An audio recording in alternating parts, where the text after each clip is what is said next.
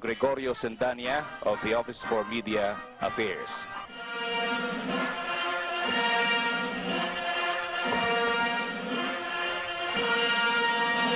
Ladies and gentlemen, the President of the United States and Mrs. Reagan.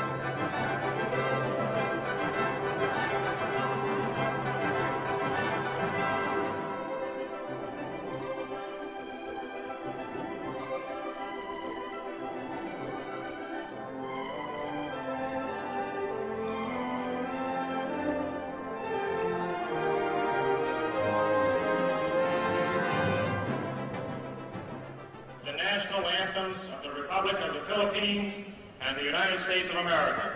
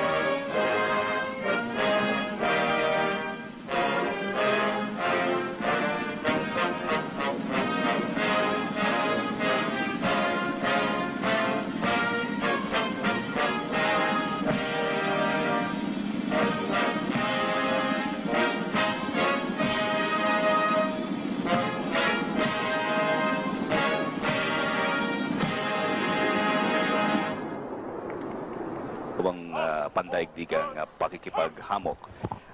Si Ginoong Reagan, mga kaibigan, dahil lang po sa ilang bagay na ang inyo po nakikita, mga kaibigan, ay bahagi po ng tinatawag na Old Guards. Ito po ang kanilang sandatahang lakas na bahagi po ng grupong revolusyonaryo, at ito po ay kinabibilangan ng mga bahagi po ng sandatahang lakas po nila, ang kanilang lakas pangkatihan. Ang ipinakikita ngayon ay isang espesyal na pagdaloy sa marcha na tinatawag po nilang Revolutionary March para po sa kanilang mahal na Pangulo. Mr. President, Mrs. Marcos, it gives me special pleasure to welcome you to the United States. Mrs. Reagan and I have been long looking forward to returning the hospitality you showed us on our 1969 visit to your country. Our two peoples enjoy a close friendship, one forged in shared history and common ideals.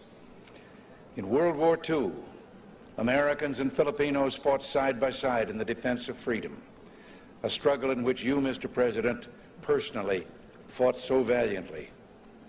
The values for which we struggled, independence, liberty, democracy, justice, equality, are engraved in our constitutions and embodied in our people's aspirations. Today, our ties remain strong, benefiting each of us over the full range of our relations. Politically, we tend to view many world issues the same general way. Yours, Mr. President, is a respected voice for reason and moderation in international forums. The Philippines, with its ASEAN partners, has taken the lead in search for self-determination for the people of Kampuchea. In that vein, let me also pay tribute to you and Mrs. Marcos' personal leadership and commitment to the care of refugees in Southeast Asia. Under your direct sponsorship, the Philippines Refugee Processing Center has become a model of its kind in encouraging the development of self-sufficiency and the restoration of human dignity. The Philippines and you, Mr. President, play an important role in addressing the problems of economic development in the world. At Cancun, we made a new start toward a more effective and practical dialogue and improved cooperation among industrial and developing countries. Your leadership in that area, Mr. President, is vital and widely respected. Under your leadership at home, the Philippines can boast a record of solid economic growth over the past decade, attributable in significant part to its hospitable attitude toward free enterprise and private initiative. Your country's dedication to improving the standard of living of your people is an effort in which we've been delighted to participate through bilateral and multilateral economic assistance. Your continuing interest in better nutrition has led the Philippines to achieve self-sufficiency in food grain production. You can also point with pride to the success of your rural electrification program, now bringing benefits to an increasing number of remote regions. And I find it a matter of personal satisfaction that your country and my home state of California are both pioneers in developing geothermal power to replace expensive energy imports. The United States remains the Philippines' leading trading partner, and American firms are the largest foreign investors in your country, reflecting their confidence in your progress and prospects for economic growth. We have welcomed the growing two-way trade between our nations and have been pleased that we've been able to keep our markets for the products of your growing manufacturing and industrial sector the most open of any country in the industrialized world. America considers itself especially fortunate to have nearly 1 million persons of Filipino heritage now residing in our country. They bring with them their energy and their talents, and they contribute enormously to the rich diversity of American society. Similarly, thousands of Americans, enchanted by the beauty of your nation and by its people, have chosen to live in the Philippines. Our security relationship is an essential element in maintaining peace in the region and is so recognized. This relationship, one of several we have in the Western Pacific, threatens no one but contributes to the shield behind which the whole region can develop socially and economically. Mr. President, under your leadership, the Philippines stands as a recognized force for peace and security in Southeast Asia through its bilateral efforts and through its role in ASEAN, which is the focus of our regional policies in Southeast Asia. Mr. President, Mrs. Marcos, the United States deeply values its close friendship and alliance with the Philippines. We seek to use this visit to further strengthen our ties with your country. Nancy and I are personally delighted that you're here, and we say welcome to the United States, welcome to our national home.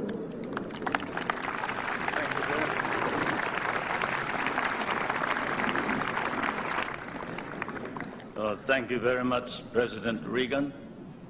Mrs. Reagan, members of the Cabinet, distinguished guests, my friends. On behalf of the 50 million people of the Philippines, Mrs. Marcos and I express our gratitude for your warm welcome to Washington and to the United States of America. this great and beautiful city, that is one of the few cities that was built as the capital for a great nation, is indeed, as has been written, the key to knowing the secret of America. And this house of the American people, an American frontier that never vanishes. Your beautiful city with its grand memorials, its monuments, its walks, is indeed a city that memorializes the great achievements of your people for the past 2 centuries. But more than that, it keeps offering to the enterprising and the talented, the courageous and the strong, the rewards of effort and of initiative. At the same time, as I stand here on American soil, I realize that I stand on what may be the center of the government of the United States of America, here where, as I have often stated, the future is being born. The future is being born depending upon the man who is in the White House. And the man who is in the White House today certainly is creating a new future for our world.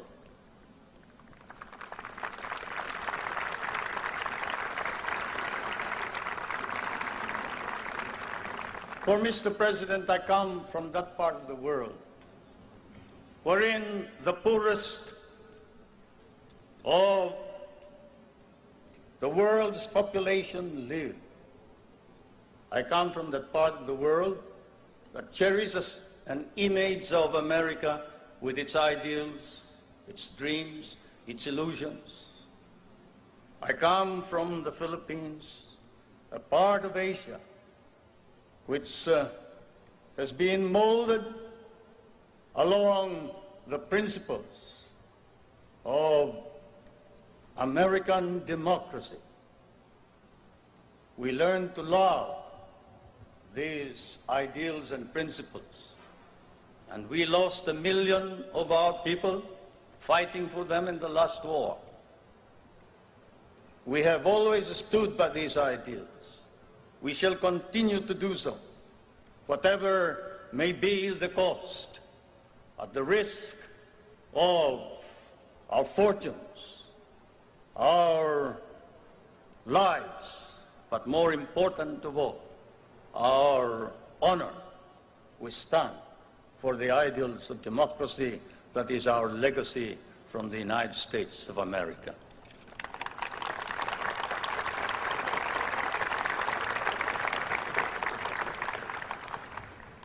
I did not come to burden you further with additional problems, Mr. President. For I know that, as I have said in many a speech, before my own people and before the world, fate and destiny has decreed that the United States of America be the trustee of modern civilization against the threat of a possible second dark ages. And America cannot fail. And therefore, we, the Filipino people, come and bring to you a prayer that God and His divine providence may grant you guidance, strengthen both your heart and hand, so that that hand may be strong on the lever of power and save our humanity.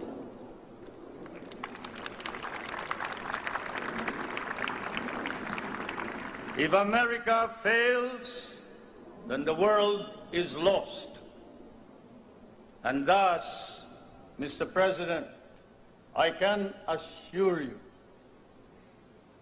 that throughout all of Asia, there is nothing but a reservoir of goodwill for you, the American people, and the United States of America.